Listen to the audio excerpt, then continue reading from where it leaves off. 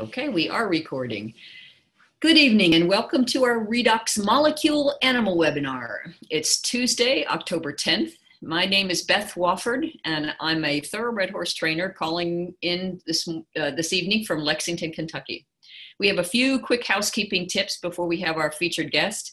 First, we ask that you please do not record these presentations.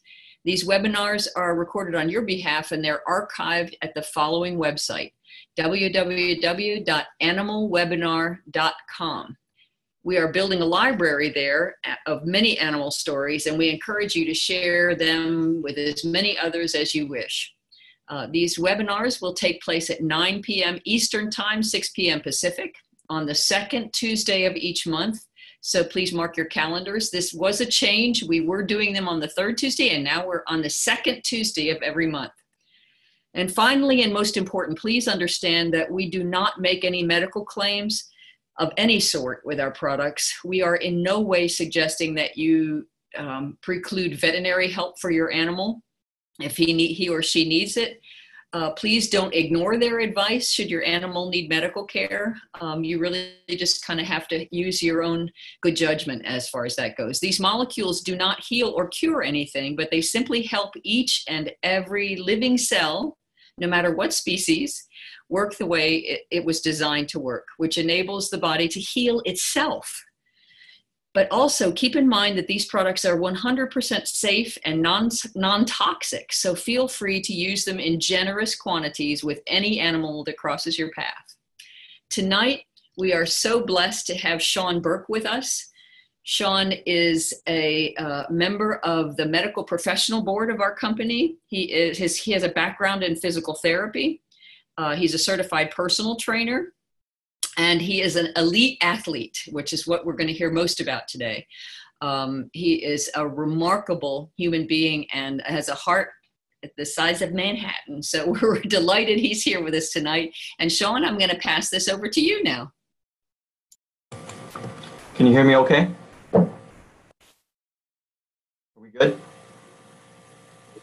Yep, you're coming in loud and clear. Go ahead.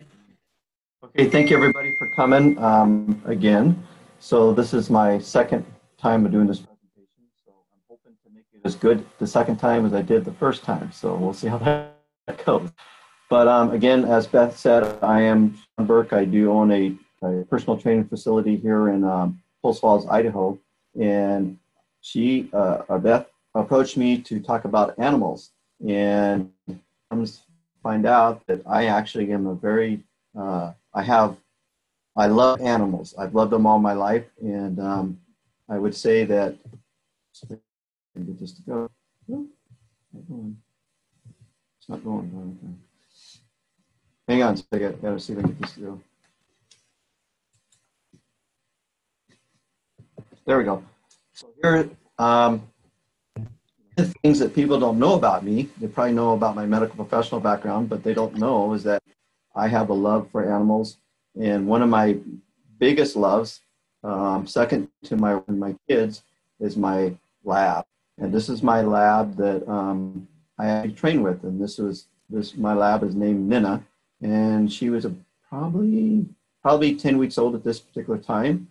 But as you can see, I started off with her early. And this is my training partner. So the secret is that people wonder, why do I keep training all the time? Well, I have a secret weapon in that I have a lab named Nina who runs with me all the time.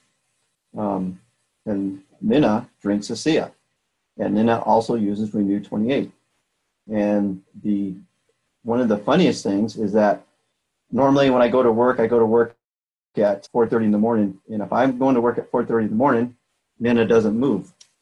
But if I'm in bed past 4:30, so at 5 o'clock, my dog is jumping on my chest saying, let's go run. So we've actually run almost every single day. I take her snowshoeing with me. So during the wintertime, she goes snowshoeing with me.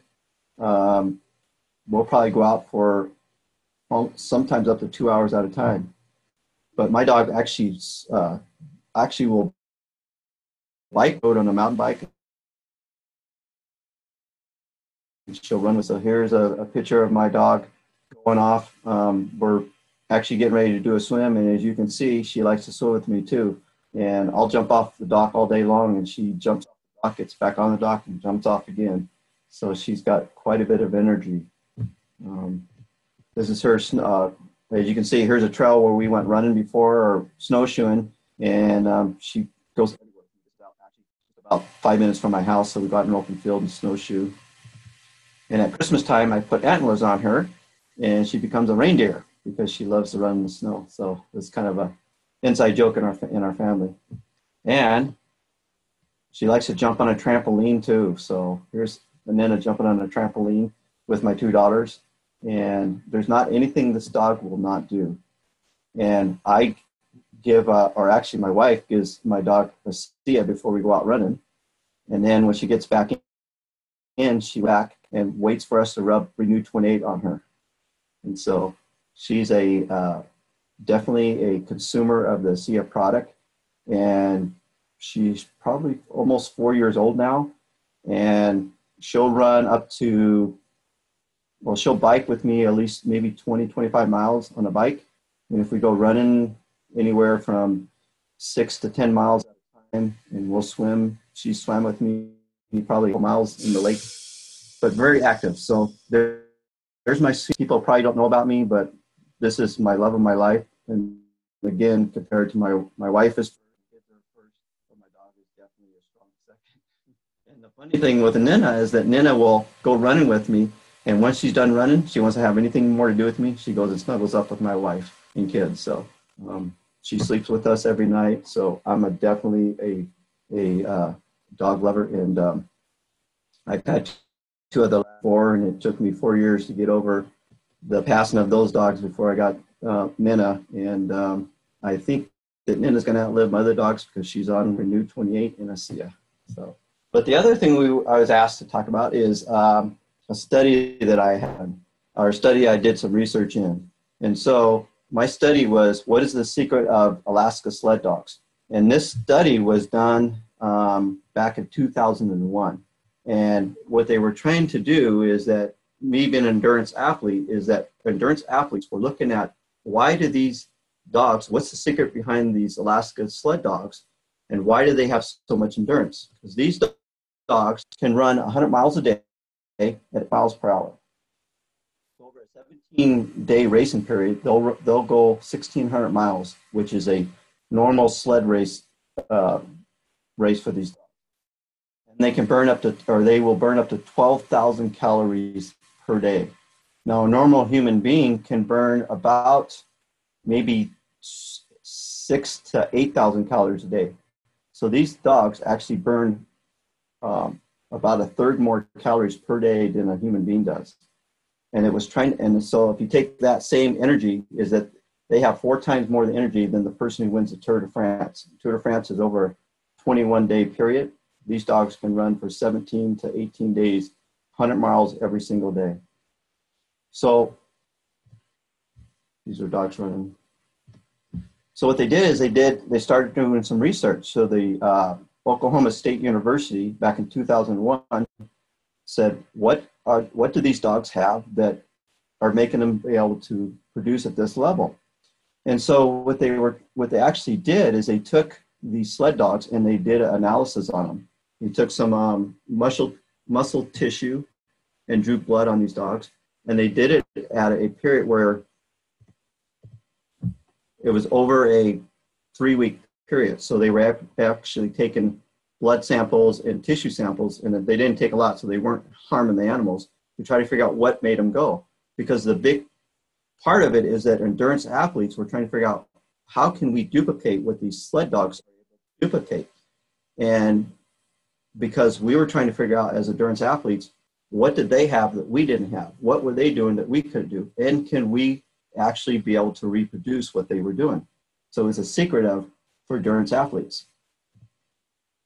So what they did is they did muscle tissue, and here's a cell, an animal cell, and you can see the mitochondriums and protozoans that are in there.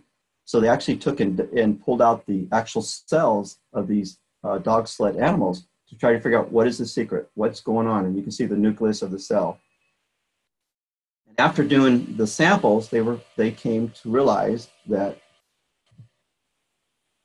these dogs actually produced 70% more mitochondria than any species out there. So that was one of the things that they had discovered. Well, what we realize is that endurance athletes can't produce 70% mitochondria per cell. And so that was kind of a puzzle. But it was like, why was that happening? They were trying to figure out, okay, if they're producing 70% more mitochondria, what does that mean? What made these dogs still be able to perform at such a high level? So what they did is they took the mitochondrium and they broke it down. And they said, okay, here's a mitochondrium. And what they realized is that the mitochondrium needed glucose type of energy in order to make it power of it, which produces the ATP. And in the Krebs cycle, which then produced what they didn't know, but they just thought it was waste product, with redox molecules. So what I did is I took this same diagram and said, how does it actually work scientifically? So I was able to come up with a slide to show how the mitochondrium works in the cell and actually produces the redox molecules. And here's what happens. So here's a cell, and here's a mitochondrium. It's being fueled by glucose, produces an ATP output. And what you'll see is that these two positive and negative redox molecules are produced through the mitochondrium. So understand what I'm saying here is that the scientists who did the research, only thing they discovered was that they were producing 70% more mitochondria. What they did not know is what the byproduct of that mitochondrium is. And as we know now today, that mitochondrium, when fueled by glucose or free fatty acids, produces redox molecules. So that was the first thing that the scientists found out when doing the research, Alaska sled dogs. So now think about these species or these dogs being powered by redox single molecules because they're able to produce 70% more mitochondria. So that was the first thing they found out. The second factor they found out with Alaska dogs is that because of their DNA makeup, they were able to use, the second factor is that these Alaska dogs were able to extract free fatty acids from the bloodstream and move it into the mitochondrium to spare the muscle glycogen and use the fuel for the muscle cells. So as I talked about earlier, is that the glucose is a energy source, but the free fatty acids is more important than the glucose because it's able to produce more powerful fuel on a regular basis. So here's it actually happening. So because the Alaska huskies were able to take and distract free fatty acids from the bloodstream and pull it straight into the mitochondrium, which was another scientific research fact that they found out. And so now we have them producing 1% more mitochondria, and they're able to use free fatty acids. By doing that, if you increase the availability of the free fatty acids, you're sparing the muscle glycogen, which is muscle fatigue, and you're reducing the buildup of lactic acid, which is the pain that occurs from overexertion or continuous exercise. And in turn, you have an increase in endurance and faster recovery. So what they're actually finding out with the Alaska sled dogs is that the first 4 days, so they're in a 17-day race in which miles a day. What they're finding out is that the first 4 days of this race, they were actually using muscle glycogen, free fatty acids, and sugars. After the 4th day, they totally went to free fatty acids because they were able to pull it out of the bloodstream. And so that was a fascinating factor that they found out with the Alaska dogs, is that they actually got stronger after 4 days of continuous working out. And because of that, they were sparing the muscle glycogen. Now, if they were using the muscle glycogen past 4 or 5 or 6 days, they would actually not have the energy to go on. But because they're able to switch to free fatty acids and spare the muscle glycogen, that's why they can go day after day after day, which was fascinating. And the endurance athletes were going, that's what we need to do. How can we do that? So the big secret with the Alaska sled dogs is that they are able to produce 70% more redox molecules than any other species. Because what we talked about earlier, if they're producing 70% more mitochondria, then we also know in the research that we've done with the redox molecules is that the secret is that they are actually now producing 70% more redox molecules than any other species out there because they're able to produce 70% more mitochondria. And so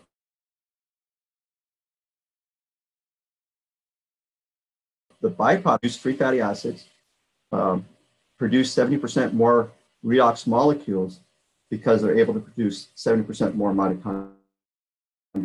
So it was a huge factor. And with the endurance athletes, seeing what the Alaska sled dogs were able to do. So that means that their DNA is made up of something that that any other species can't be able to do. But the way that we can produce that is that if we're taking redox molecules, we are actually subsidizing the ability to utilize the redox molecules at a much higher rate. And that's why you see us as athletes that are getting such great results, because we're able, another factor in that too, is if you, on a regular basis, you actually produce 3 times more mitochondria per day than anybody else. So like, because I'm exercising, I'm actually able to produce 3 times more mitochondria than someone who's not exercising. So if you're exercising, and even if I might be able to produce it at a much higher rate because of the fact that I'm exercising at a much higher intensity in a longer period. So anybody who comes, basically I say, starts moving, you're producing three times more mitochondria than if you weren't doing anything. And so that's why these Alaska dogs get stronger after 4 days, is because what they're having that compound effect is that they're producing 70% mitochondria. The next day they produce 70% mitochondria. The third day they do that. And so that compound effect adds into it. So they're actually producing such abundance of redox molecules that now they're able to utilize that for fuel and power to go day after day after day. So with the research that we've done is that we found out is that the Alaska sled dogs have it in their DNA to be able to do this phenomenal production of redox molecule or mitochondria and using the free fatty acids out of the bloodstream, which no other species or human can do. So with that being said, why do these dogs keep doing that? So we know if they're 70% more mitochondria and they're able to do 70% more redox molecules, then we know that over the 17 days that they're going to have some breakdown. They're going to need to detect, repair, replace these cells. And so that's what happens. And this is what's happening inside, because the soreness and the muscle tissue that breaks down on a daily basis over that 17-day period, these animals are able to detect, repair, and replace these cells at a much percent higher rate than anybody else. And so that's why they're able to go day after day. So this is actually cells that are being reproduced, that are detecting and replacing these cells that are damaged over this long period of training day. Now, the other thing is the dogs, or the Alaska sled dogs, have a strict diet. They have 60% carbohydrates and 40% proteins, which we know that's what we call endurance athlete fuel. So I actually try to eat that way. That's 60% carbohydrates and 40% protein, so that I can be able to produce that energy that I'm needed. So their diet is important too. And these are cells that are being repaired and detected, so cells that could be replaced, again, because of continuous exercise day after day after day. And that's actual cells that actually happen, that actually pulled from this. The other thing we know is that because of redoxing the molecules, we're able to increase the blood flow to the area by 70%. Now, this is oxidated red blood cells that actually go to the area to increase oxygen to continue to exercise day after day after day. And so I always thought it was fascinating that the blood supply, and again, pain if you pain to a certain area, that's your body's way of telling you to increase blood flow to that area so the body can naturally heal itself. And so the dogs become, they run for 100 miles and then they eat their fuel, their meal, and then they get rest. During that time, they're increasing blood flow to that area to help repair the cells that have been damaged, but also to decrease the inflammation that could occur from the day after day activity. Things that it's able to do too is that when you exercise time after time like that, you increase the likelihood of infection or inflammation. And so what you see now is red blood cells being able to work with the white blood cells that go to the area to help decrease the inflammation and also any infections that could occur because of overexertion. So I love this type of stuff. This stuff is so fascinating. But when you looked at this research back in 2001, it's like, what were they missing? Us, now we're able to understand what that missing piece of the puzzle was. Whoops. And so the other thing is oxidative stress, which is continuing, it's a DNA strand. So think about a chain that's all rusty and a chain that's not rusty. If you're not able to clear out the oxidative stress from the DNA, then it's stiffer and stiffer and stiffer. So if the Alaska sled dogs aren't able to decrease the oxidative stress on a daily basis, then they become stiffer and stiffer and they're not able to perform at the higher level. Actually, that's why they're able to get stronger after 4 days, stronger at the end of the race than they were at the beginning of the race because they're constantly producing, but they're decreasing oxidative stress. Oh, I'm going to pull this back. And this is oxidative stress being cleared off of DNA to decrease the oxidative stress, so clearing that out. Think about it, rust off a chain. And when that happens, the DNA becomes efficient and more potent. So to end this, we've gone over a couple factors. One is we know, and then if you think about it, if you've seen the fur of the Alaska dogs, they have the most beautiful fur out there. Their colors, the whites are whites, the blacks are blacks, the browns are browns. And if you think about that, if the redox molecules are working at such a high level, then their coat is being coated in very efficient so they don't get cold during the winter, and their colors are bright. And again, they utilize the Alaska dogs as they make sure they have a strict diet. They're exercising on a regular basis. They're getting plenty of rest. And now we know the secret is that they're producing 70% more mitochondria, which in turn means they're producing 70% more redox molecules. And they're able to pull the free fatty acids out of the bloodstream to fuel the mitochondria, because the mitochondrium is I call it a hot power pack. If it's not getting the right type of fuel, it doesn't work as efficiently. And only the right type of fuel is the free fatty acids that they're able to pull out of the muscle stream straight into the mitochondria. And so there's my secret of why the Alaska dogs are so efficient and why endurance athletes are trying to mimic what these Alaska dogs are doing. And I am proud to say that the company, P.T.A, has been able to stabilize the molecules to produce redox molecules. And that's why I, at 58 years old, are racing better, because I'm able to consume redox molecules at a much higher rate than I was 5 years ago. That's why my performance is so efficient now. And that's why these dogs.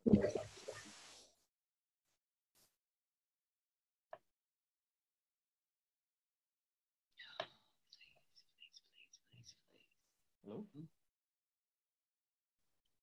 Can you hear me, Beth? Okay, great, Shawn. You were fading in and out a little bit at the very end there, but can you tell us how you administer? One of the things I thought was really cool that I'd never heard before is how you administer the ASEA to the redox molecules to Minna right before you run. You were talking about the sports pouch. Yeah, so when I take out the sports pouch, I take out my collar and she goes crazy, and then sports pouch. And then the way I do it is she'll look at me and will squirt it into her mouth and she'll drink it that way. She knows, she loves the ASEA. And she's ASEA with my collar. means that I'm going running, and she just sops it up. And sometimes when she comes back from a run, my wife will actually put it in her bowl and she'll actually drink it that way too. But before we do the race, we'll squirt it in her mouth. And then, like I said before, when she comes back, we rub the Renew 28. So she comes back, lays on her back, and we rub the Renew 28 on her stomach and her legs. And she'll now she goes, gets the ball. She's okay, now let's go play ball. So. I love that. I love the visual of squirting, using the sports pouch to squirt in her mouth. That is just, that's terrific. She loves it. Shawn, I can't thank you enough. That's wonderful. I really do appreciate you being so patient and repeating this wonderful presentation for us. I think it's very, very helpful, and it's beautiful, number one. So the job you did was great. And I hope everyone feels that they can use this, utilize this, and share it with as many people as they like. So thanks again so much for joining us. We'll see you soon, I'm sure, somewhere down the ASEA Highway. Right. Bye, That's Beth. great. Again, I will just reiterate. Yes. I will say again that this will be archived within the next day or so at www.animalwebinar.com. So you can get to all of our animal webinars there, and they will be archived for the foreseeable future. So that's going to be our animal webinar library. So I thank you so much. And Shawn, you're terrific. Appreciate it. Take care. See ya. Take care. There you go. Bye-bye. Good night, everyone.